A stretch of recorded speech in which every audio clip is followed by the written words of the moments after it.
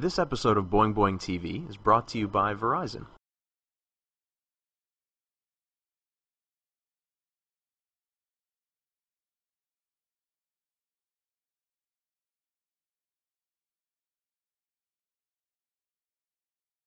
So I had an assignment to live as if I was going to die in 6 months in Jerusalem. I got this assignment. And so for 6 months I actually took it completely seriously, gave away everything I had, which was not very much, set off on this bicycle ride, and kind of ride it to my death. So I decided I would see the U.S., and so the way I did that was I was going to ride a bicycle from San Francisco to New York, preparing myself to really die. Why without a camera?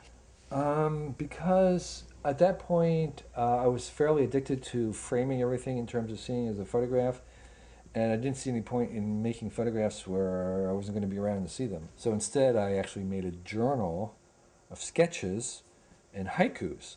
They were just attempts to kind of focus myself in that period of the 3 months riding the bike. If you're going to ride a bicycle across the U.S., Yeah. leaving your camera behind was, for me, probably the hardest thing I've ever done in my life. And that was partly why I wanted to do it. To give it up, to be released from that compulsion. Can you tell us what you were seeing in this one, for instance? Here, I was looking at a field of cows, and they were all staring at me. Collective silence, like I walked into the wrong room. Every horned head turned.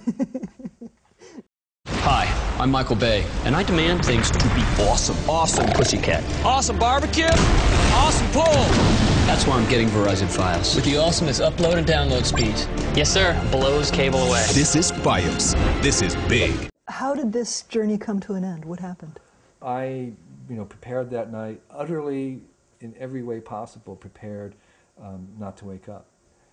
The next morning was like being reborn.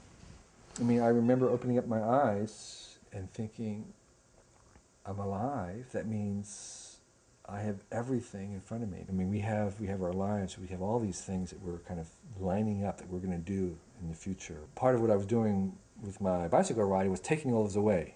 That was actually a kind of punishment. That was actually not healthy. That in fact... To not think of the future. Not think of the future. That in fact, having a future was actually part of being human. And that's what I learned from that trip. And so I became really interested in sort of the value of the future to the present. Are you still optimistic about the future? I am so optimistic about the future that it's hard to bear. Even if we destroy 49% of everything that we create, that means that there's a 2% differential.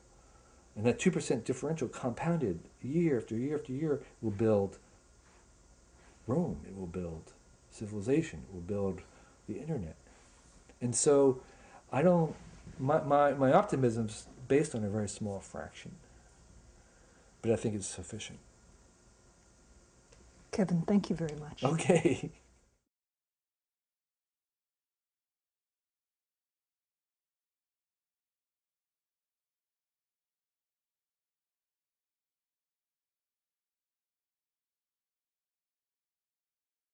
I hollered from top, I swung till I was dizzy, but never left the road.